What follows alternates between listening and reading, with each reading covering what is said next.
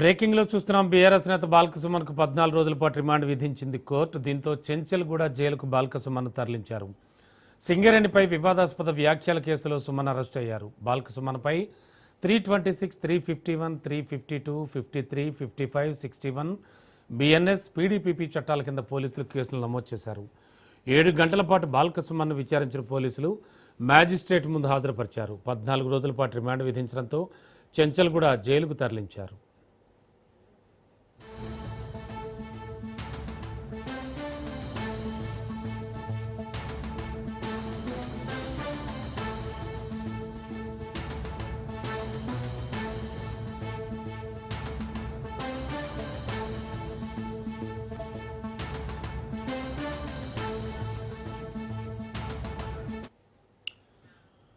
BRS నేత బాల్కసుమన్కు 14 రోజుల పాటు రిమాండ్ విధించింది కోర్టు. దీంతో చెంచల్గూడ జైలుకు బాల్కసుమన్ను తరలించారు.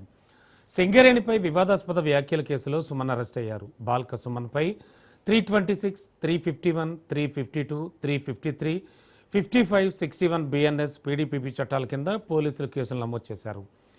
7 గంటల పాటు బాల్కసుమన్ను విచారించిన పోలీసులు మ్యాజిస్ట్రేట్ ముందు హాజరుపరిచారు. 14 రోజులు రిమాండ్ విధించడంతో చెంచల్గూడ జైలుకు తరలించారు.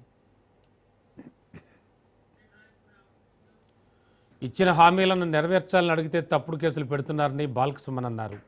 కాంగ్రెస్ ప్రభుత్వం తను టార్గెట్ చేసిందన్నారు. తెలంగాణ ఉద్యమంలో తనపై 226 కేసులు ఉన్నాయని, ఆ రికార్డును బద్దలు కొట్టాలని రేవంత్ ప్రభుత్వం చూస్తోందని విమర్శించారు.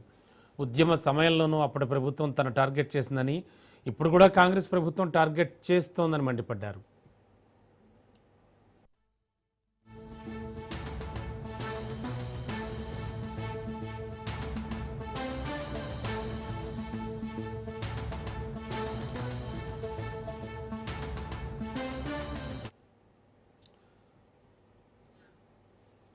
అనకాపల్లి జిల్లాలో గంజా